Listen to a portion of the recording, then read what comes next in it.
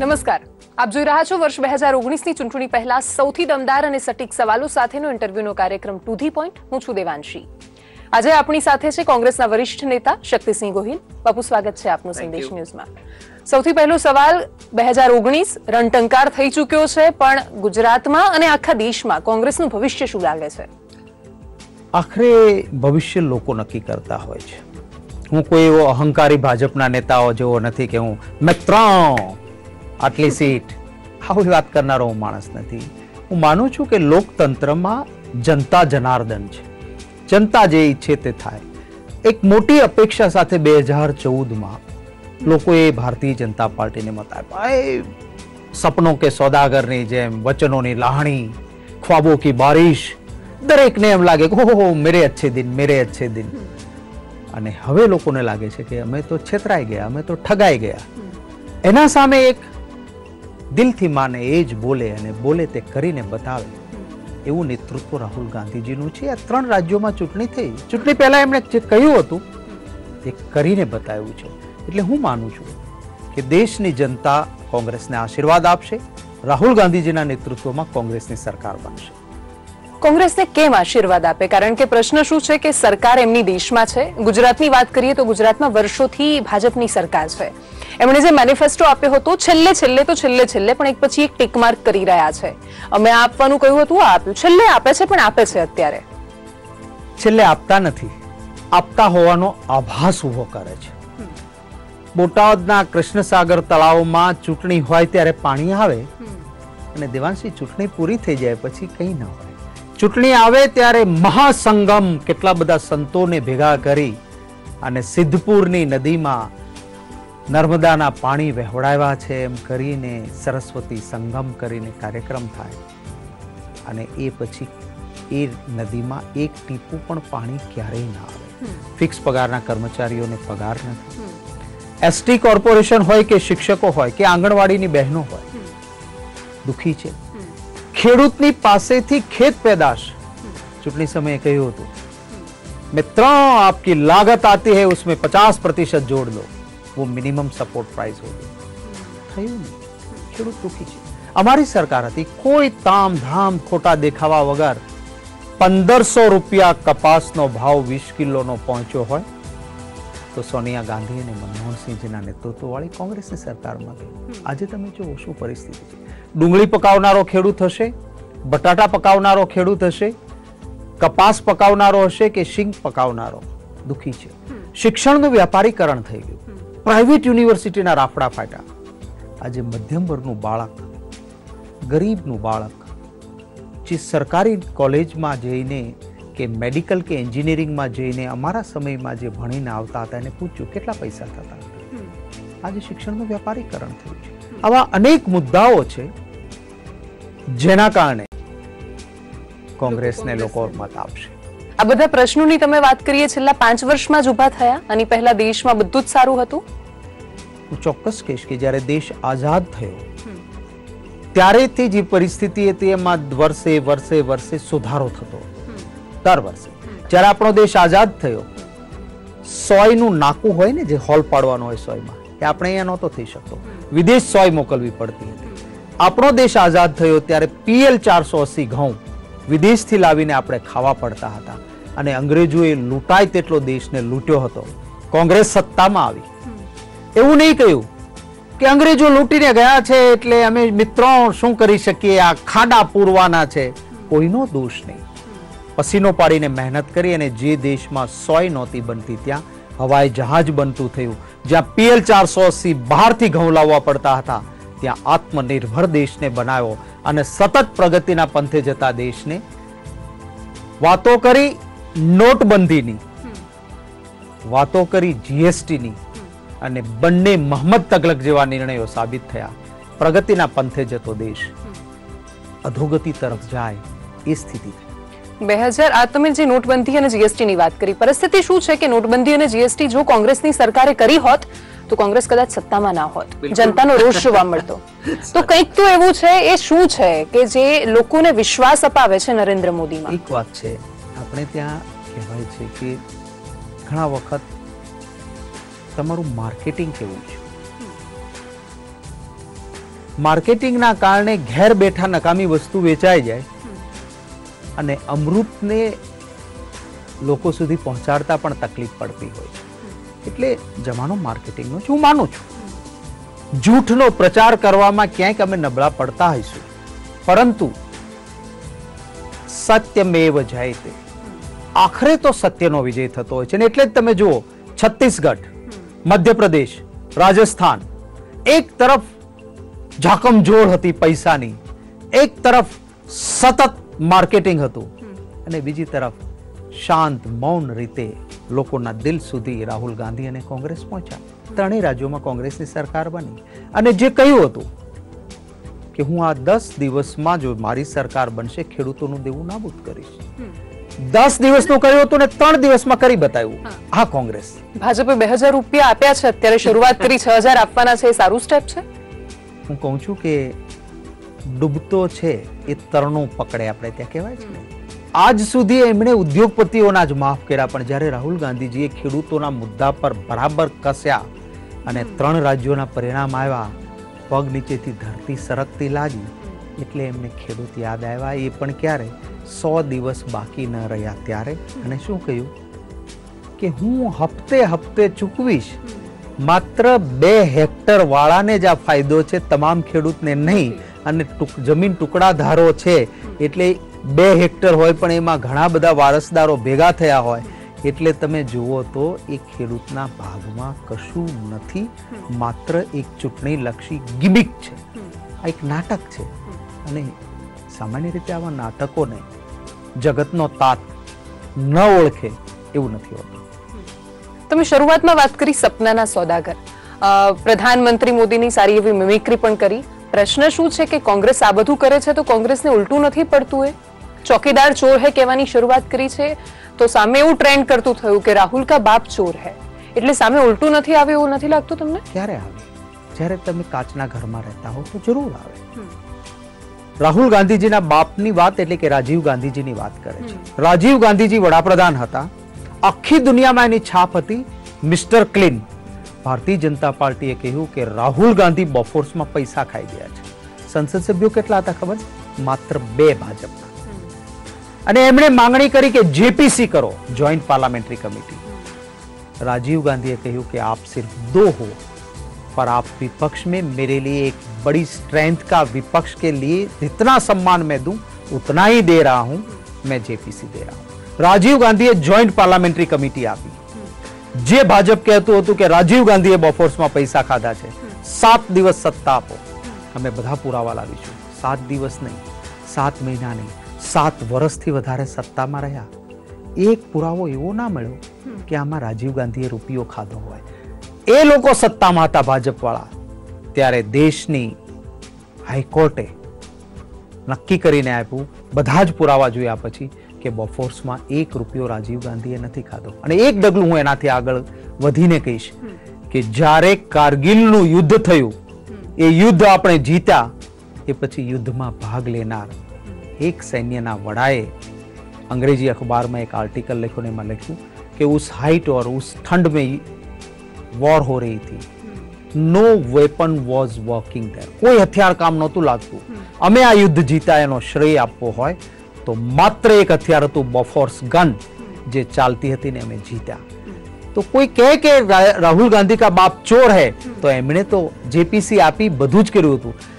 ચોર નથી પ્રધાનમંત્રી, ખાલી જોઈન્ટ પાર્લામેન્ટરી કમિટી આપે ને, દૂધનું દૂધ અને પાણીનું પાણી થઈ જાય. તમે ચોર નથી તો સંયુક્ત પાર્લામેન્ટરી કમિટી, જેમાં ભાજપના સંસદ સભ્યો વધારે હશે, તપાસ તો આપો.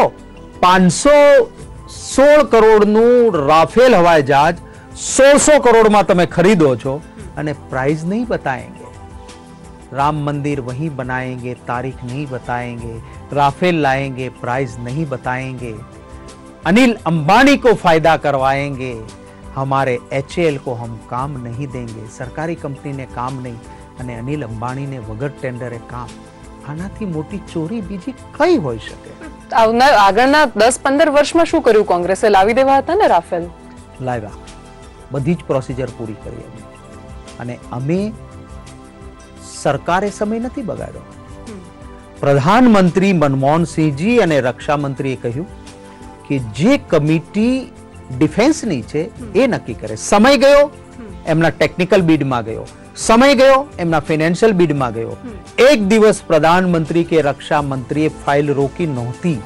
બધું જ નક્કી કરીને ગયા હતા, પરંતુ આમને મંજૂર નહોતું. અમે અમારા કોઈ અંબાણી અદાણીને કામ નહોતા આપવા માંગતા. મેં કહ્યું કે ભારત સરકારની કંપની છે હિન્દુસ્તાન એરોનોટિક્સ લિમિટેડ, જેને જેગુઆર બનાવ્યા, જેને સુખોઈ બનાવ્યા છે, એ હતા જ નહીં એ લિસ્ટમાં. જ્યારે રાફેલનું લિસ્ટ જ્યારે ફાઇનલ થયું 2007-8માં, ત્યારે એચએલ હતું જ નહીં. એચએલ હતું. અને એ પાર્લામેન્ટમાં ભારતીય જનતા પાર્ટીની સરકારે આપેલો જવાબ છે કે એચએલ ને જ કામ આપવાનું હતું, હિન્દુસ્તાન એરોનોટિક્સ લિમિટેડને, જે ભાજપની સરકારે આપેલો રાજ્યસભામાં જવાબ છે.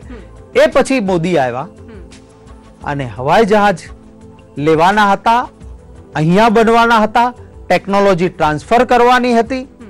એ બધું જ બાજુએ મૂકી અને સીધા ત્યાં જઈને 126 જે લેવાના હતા એના બદલે 36 લઈશું, હિન્દુસ્તાનમાં ટેકનોલોજી ટ્રાન્સફર નહીં કરીએ, સરકારની કંપની બનાવશે નહીં, તૈયાર 36 લઈ આવીશું. કિંમત આસમાને ગઈ. આ કરવા પાછળનું કારણ જ્યારે ઊભું થાય ત્યારે દેશનો રાહુલ ગાંધીજી નહીં, દેશના એક એક વ્યક્તિને, ભારતીય જનતા પાર્ટીના સાંસદ કીર્તિ આઝાદ, બહુ સારા ક્રિકેટર, વર્લ્ડ કપ જીત્યા ત્યારે રમેલા, ભાજપના સાંસદ હતા, કોંગ્રેસમાં જોડાયા કોઈ શરત વગર. એને પોતે પ્રેસ કોન્ફરન્સમાં કહ્યું કે ભાજપ કે સાંસદ भी मानते हैं कि राफेल एक सबसे बड़ा भ्रष्टाचार है. ઠીક છે, આ મુદ્દાઓની વાત થઈ. રાફેલ ચૂંટણીમાં કામ લાગશે એવું લાગે છે? ચૂંટણીમાં બહુ બધું કામ લાગશે. ચૂંટણીમાં લાગશે કામ ખેડૂતની તકલીફ, ચૂંટણીમાં લાગશે કામ मैं 2 करोड़ नौकरियां दे दूंगा. आज युवान बेरोजगार છે, ખેડૂત દુખી છે, વિધવા બહેનની તકલીફોને કોઈ સમજનારું નથી, ગામડાઓમાં મુશ્કેલીઓ વધી છે, શહેરમાં શિક્ષણનું વ્યાપારીકરણ થયું છે, ગુજરાતને થપ્પડ કહેનારા લોકો આજે આંકડા જોવે તો કોંગ્રેસના શાસનમાં મળતું હતું એ પણ મળતું નથી. આ બધા મુદ્દાઓનો સરવાળો એટલે જનતાના કોંગ્રેસ તરફ આશીર્વાદ. સુરતને ઇન્ટરનેશનલ એરપોર્ટ મળ્યું છે, રાજકોટને મળવાનું છે, અને ઘણા બધા મુદ્દા પ્રધાનમંત્રી આવીને લોકાર્પણ વારંવાર ગુજરાતમાં કરતા રહ્યા છે. એ બધાની વચ્ચે ગુજરાત કોંગ્રેસ પાસે શું છે? ગુજરાત કોંગ્રેસ અંદર ઝઘડે છે માત્ર. તમે વાત કરી, બહુ સરસ વાત કરી તમે. તમને ખબર છે ધોલેરાનું ઇન્ટરનેશનલ એરપોર્ટ બનશે થયું તો તમને ખ્યાલ હશે. તમને ખબર હશે ભાવનગરના અંદર આજથી 11 વર્ષ પહેલા જવાહર મેદાન એટલે કે ગધેડિયા ફિલ્ડના નામથી ઓળખાય છે, ત્યાં 18 લાખ રૂપિયાના આમંત્રણ કાર્ડ છપાવીને કાર્યક્રમ થયો. અને મિત્ર, હું નાળિયેર નાખું છું દરિયામાં, આ ખાડીનો બ્રિજ બનશે, સૌરાષ્ટ્રનું પ્રવેશ દ્વાર ભાવનગર બનશે. 3 અઠવાડિયા પછી ધોલેરામાં કહ્યું કે ઇન્ટરનેશનલ બંદરનું ખાતમુહૂર્ત કરું છું. મેં કહ્યું નકશો જોઈને કે જો તમે કલ્પસર બનાવો તો ધોલેરા ના બને, અને ધોલેરા બનાવો તો કલ્પસર ના બને. બેમાંથી એકેય બન્યું નહીં. સૌરાષ્ટ્રના લોકોને લાગે છે કે અમને મૂર્ખ બનાવ્યા છે. તો આવા ખાતમુહૂર્તો કરીને બહુ બધાની બનાવટ થઈ છે. આવું કરવાથી નહીં. 10 ઇન્ટરનેશનલ કક્ષાના એરપોર્ટ કોઈએ બનાવીને આપ્યા તો મનમોહનસિંહજીની સરકારે યુપીએમાં આપ્યા. આખી દુનિયાનું 3જા નંબરનું લાર્જેસ્ટ એરપોર્ટ કોઈ બનાવીને આપ્યું. એશિયાનું સૌથી મોટું એરપોર્ટ કોઈએ બનાવીને આપ્યું દિલ્હી ખાતે, તો મનમોહનસિંહજીની સરકારે આપ્યું. આપણા અહીંના એરપોર્ટની પ્રગતિ તમે જોશો તો અત્યારે નહીં, હવે તો તમે પ્રાઇવેટને અદાણીને આપવાની વાત કરો છો. તમે જે મિલકતો વર્ષોથી બચાવીને રાખી હતી એ તમારા મિત્રોને લૂંટાવો છો. કઈ પ્રકારનો વહીવટ છે તમારો? આટલા બધા મુદ્દા છે કોંગ્રેસની પાસે. આપણે આટલી મિનિટ વાત કરી, દરેકમાં સવાલો છે ભારતીય જનતા પાર્ટી, એના શાસન, સરકાર, દરેકની પાસે. છતાં પણ ગુજરાતમાં જ હતું, કોંગ્રેસ ન જીતી શકે. એનું કારણ કોંગ્રેસ અંદરથી ઝઘડવામાં ઊંચી આવે તો ને હોઈ શકે છે. ઘણી વખત છે ને આંતરિક લોકશાહી એટલે કે ઇન્ટરનલ ડેમોક્રેસી મારી પાર્ટીમાં છે, એનો મને આનંદ છે. ભારતીય જનતા પાર્ટીમાં તમે જો અવાજ ઉઠાવો તો એમના 2 આકાઓ છે એની સામે, બીજે દિવસે તમે આવો. પણ એટલી બધી ડેમોક્રેસી કે સિનિયર નેતાઓ પર સવાલો થાય. હું આપને કહું છું, આંતરિક લોકશાહી અને અશિસ્ત, ઇન્ટરનલ ડેમોક્રેસી એન્ડ ઇનડિસિપ્લિન વચ્ચે બહુ પાતળી ભેદરેખા હોય છે. હું ચોક્કસ આપની સાથે સહમત છું. ઇન્ટરનલ ડેમોક્રેસી છે એનું મને ગૌરવ છે, પરંતુ ઇનડિસિપ્લિન થાય પાર્ટીએ નહીં ચલાવવી જોઈએ. અમારે ત્યાં ક્યારેક હું કોઈ દંભી માણસ નથી. હું માનું છું કે અમે જેને બહુ મોટા બનાવ્યા, અમારે ત્યાં આવીને બધું જ આપ્યું અને એમના સ્વાર્થના સમીકરણ માટે પાર્ટીના મહત્વના સમયે કેટલાક લોકો દગો દઈને ગયા અથવા ઘણાની નબળાઈ. તમને ખૂબ જ એવું છે કે મારે સંદેશ ચેનલમાં હું કામ કરું છું, મારે છોડવી જ નથી આ ચેનલ, પણ તમને કોઈક એવી રીતે ફસાવવામાં આવે અને તમને બ્લેકમેલ કરવામાં આવે, તમારો આત્મા ડંખતો હોય તોય તમે જુદું કરો. આ એજન્સીઓનો દુરુપયોગ કરીને ક્યાંક ને ક્યાંક કોઈને સીબીઆઈ, કોઈને ઈડી, કોઈની સીડી, અને સીડી એટલે કઈ કોંગ્રેસ વાળાના કે કરે એવું નહીં.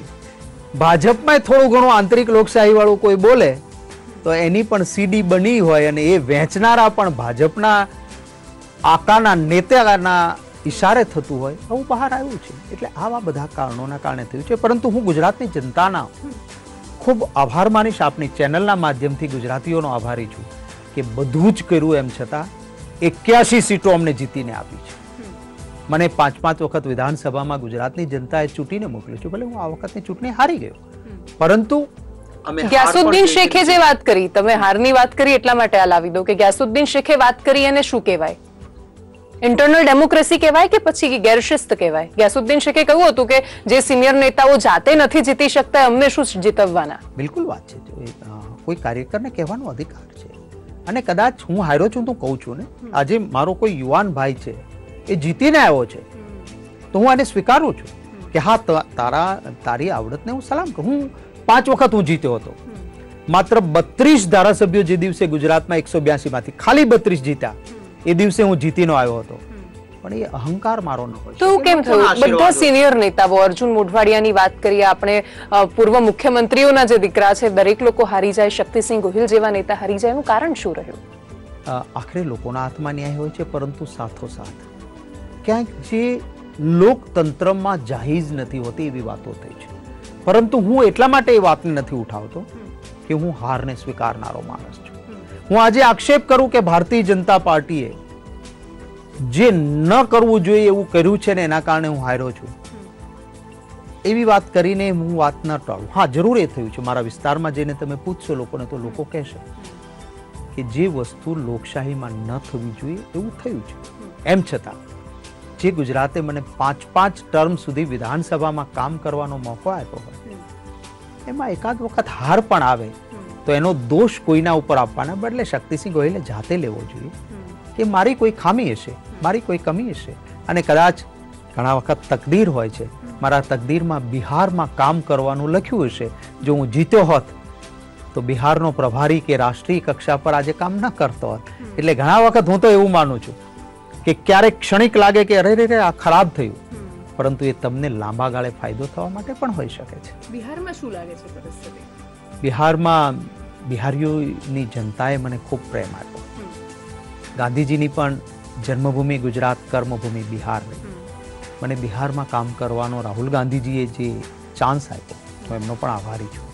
એક નવું કલ્ચર, નવા લોકો, બહુ મોટું રાજ્ય, એની વચ્ચે કામ કરવાનો મોકો મળ્યો છે. અને 30 વર્ષથી જે ગાંધી મેદાનમાં કોંગ્રેસની જાહેર સભા નહોતી થઈ, એ ગાંધી મેદાનમાં જાહેર સભા કરવાની એક ચેલેન્જ ત્યાંના લોકોના ભરોસે, કાર્યકર્તા અને નેતાઓના ભરોસે મેં ઉઠાવી અને એક જબરજસ્ત જનસમર્થન સાથેની અમારી 3 ફેબ્રુઆરીએ ત્યાં જાહેર સભા ગાંધી મેદાન પટનામાં થઈ.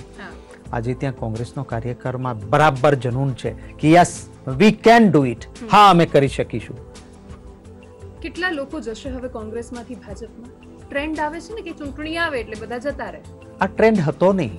આ ટ્રેન્ડ પૈસાના જોરે અમિત શાહ અને નરેન્દ્ર મોદીએ ઉભો કરેલો ટ્રેન્ડ છે.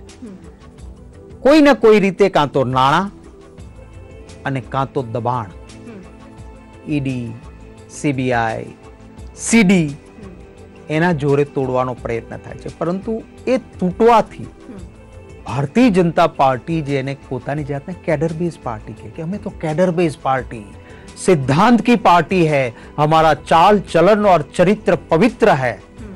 હવે એ પાર્ટી કોંગ્રેસના નેતાઓને લઈ જાય એટલું નહીં, ભાજપના કાર્યકર્તાના બાપ બનાવે એવું જરા સારું ન લાગે. એટલે કોઈ એના માથે બેસાડે અને એ ભાજપના કાર્યકર્તાઓએ સહન કરવાનું. વર્ષોથી ત્યાં તૂટનારો માણસ એ સામાન્ય ધારાસભ્ય હોય અને મારે ત્યાંથી તોડીને લઈ જાય, સીધો કેબિનેટ મિનિસ્ટર બને અને એને ત્યાં હાથ જોડીને ભાજપના કાર્યકર્તાએ ઊભું રહેવું પડે. એટલે ભાજપ કોંગ્રેસ મુક્ત ભારત કદી ના કરી શક્યું કે ના કરી શકે, પરંતુ ભાજપ છે એ આખું કોંગ્રેસ યુક્ત થઈ ગયું છે. આખું ભાજપ હવે એના કાર્યકર્તાએ અમારા નેતાને પગે લાગવાનું, જે ગઈકાલ સુધી કોંગ્રેસનો નેતા હોય. હવે કોંગ્રેસની સીટ તો ગઈ ને સાહેબ, ભાજપની 100 પૂરી નહોતી થઈ, તમે કરી આપી. એક ગઈ, પણ હું તમને કહું, મારે ત્યાંથી 16 જણાને તોડીને લઈ ગયા, એમાંથી 14 ને ચૂંટણી લડાવ્યા. ગુજરાતની જનતા છે ને બહુ જ બુદ્ધિમાન જનતા છે. મારે ત્યાંથી 14 તોડીને લઈ ગયા હતા, એમાંથી 12 હારી ગયા. 12 હારી ગયા, 16 તોડીને લઈ ગયા, 14 ને ટિકિટ આપી, 14 માંથી 12 હારી ગયા અને 2 માંથી 1 તો સાવ થોડા મતે જીત્યા અને બીજાના જુદા કારણો હતા. એટલે ગુજરાતની જનતા જે છે એ બહુ શાણી જનતા છે. એકાદ કોઈ જ્ઞાતિ જાતિના કારણે તમે કોઈ એકાદું સમીકરણ અથવા કોઈક અમારી નબળાઈ પણ કહો, પરંતુ ઓવરઓલ તમે એટલે વાત એ છે કે બાર એ લોકો હાર્યા તો બાર કોંગ્રેસે સેટિંગ કરી આપ્યું ભાજપને કે સરકાર તો તમે જ બનાવો, અમારે નથી બનાવવી. સેટિંગ કરી આપ્યું છે કહેવું વ્યાજબી નહીં રહે. હા, અમારી કોઈ ક્ષતિ થઈ છે એમ તમે કહો તો જરૂર કહેવાય કે કોઈક જગ્યાએ અમારી પણ અથવા શહેરોમાં લોકો મત આપવા માંગતા હતા, પણ ત્યાં અમારું સંગઠન એટલું મજબૂત નહોતું. અને જ્યારે સંગઠન મજબૂત નથી હોતું ત્યારે, બૂથમાં બેસનારો માણસ મજબૂત નથી હોતો ત્યારે સામા પક્ષે બોગસ વોટિંગ અથવા તો બૂથમાં બેઠેલો નબળો માણસ હોય એને 50,000 લાખ રૂપિયા આપી અને એને ફોડી અને બોગસ વોટિંગ થાય અથવા તંત્રનો દુરુપયોગ થાય. એના કારણે અમારી સુરતમાં સીટો, નહીતર સુરતમાં 2 દિવસ પહેલાની મોદી વિરોધી એટલી લહેરની રેલી થાય અને એક પણ સીટ ના આવે. એક તટસ્થ પત્રકાર તરીકે તમે જુઓ કે એક સામાન્ય માણસને ઝૂંપડામાં જઈને પૂછો કે આવું બને, તો એ તરત જ કહેશે ના, આ લોકશાહી રીતે એનું પરિણામ નથી. ઠીક છે, પરંતુ આખરે જીતાવો સિકંદર, એમની સરકાર બની, પરંતુ હું ગુજરાતની જનતાનો આભાર માનીશ કે 81 સીટોનો મજબૂત વિરોધ પક્ષ કોંગ્રેસ પાર્ટીને બનાવીને આપ્યો. એવું લાગે છે કે નવું મળ્યા પછીનો અહંકાર નડી રહ્યો છે નેતાઓને કોંગ્રેસના? કોંગ્રેસ કરતા હું કહીશ ભારતીય જનતા પાર્ટીને અહંકાર વધારે પડતો છે. તમે જુઓ, એમને બહુ બધી મળી ગયાનો છે. એમને વધારે. મારે ત્યાં તમે મારી ભયંકર ટીકા કરો એક પત્રકાર તરીકે અને કલાક પછી તમે મને મળ્યા હો તો મારા મોઢા પર તમારા માટે રોષ કે ગ્લાનિ ન હોય, હું તમને એ જ ઉમળકાથી મળી શકું. અને ભારતીય જનતા પાર્ટીનો અહંકાર એવો છે કે તમે જો અમિત શાહ કે મોદી વિરુદ્ધનું કંઈ લખો કે બોલો તો એની કોશિશ એવી હોય કે તમારી ચેનલ કે તમારા છાપાના માલિક ઉપર દબાણ આવે કે આને કાઢી મૂકો અહીંથી, અથવા તો આમણે લખેલું આ ના આવવું જોઈએ, આમણે બોલેલું રિપીટ ના થવું જોઈએ.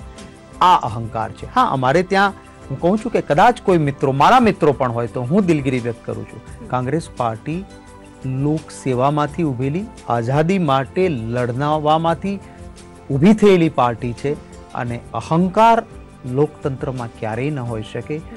જેને પણ નેતૃત્વ કરવું છે એમણે માત્ર ચૂંટણી આવે ત્યારે કોઈકના પગ ધોવાને પછી ગળું કાપવું એવું ન હોઈ શકે.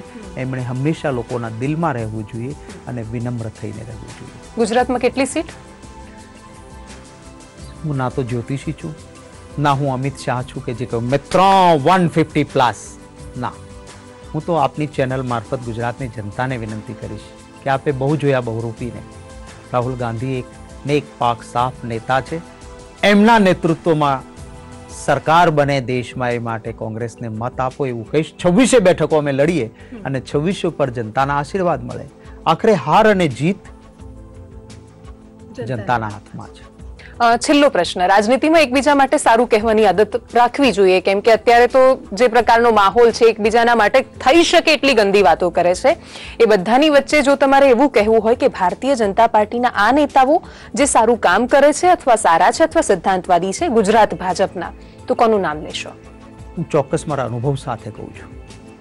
હું વિધાનસભામાં પહેલી વખત ચૂંટાઈને આવ્યો, છેલ્લી પાટલીએ બેસતો હતો અને કેશુભાઈ પટેલ મુખ્યમંત્રી હતા, હું વિરોધ પક્ષમાં હતો અને હું એક વિષય પર બોલ્યો અને એમાં મેં એક લાઈનમાં કેશુભાઈ પટેલની મિમિક્રી કરી મુખ્યમંત્રીએ. બહુ જુનિયર હતો, પહેલી ટર્મ હતી, પહેલું સત્ર હતું. એ પછી હું મારા પેપર્સ ગોઠવતો હતો, ત્યાં મારા ખભા પર કોઈ હાથ મૂક્યો, મેં જોયું તો કેશુભાઈ હતા મુખ્યમંત્રી. અને એણે કહ્યું, તમારા દાદા સાથે હું આ ગ્રહમાં હતો, એનો ભાઈબંધ હતો, મારા ચાળા ન પડાય. અને મને પણ લાગ્યું કે મારી ભૂલ હતી. મેં બે હાથ જોડીને કેશુભાઈને કહ્યું કે મારી ભૂલ થઈ, હું એમની ચેમ્બરમાં જઈને મળી આવ્યો. પરંતુ એ માણસ મુખ્યમંત્રી રહ્યા એ દરમિયાન ક્યારેય પણ એમણે દ્વેષ ભાવ નહીં રાખ્યો, પ્રેમથી. અને મને હું સારું બોલું, એમની ટીકા કરતું સારું બોલ્યો હોવ તો પણ ત્યાંથી ચિઠ્ઠી લખે અથવા આવીને કહે કે શક્તિસિંહ બહુ સારું બોલ્યા તમે આજે. તો આ જે કેશુભાઈ પટેલ સારા છે, મારે સારા કહેવા જ જોઈએ, ચોક્કસ સારા વ્યક્તિ. તો એમાં મને સંકોચ નથી. Thank you so much Shaktisinh અમારી સાથે જોડાવા બદલ.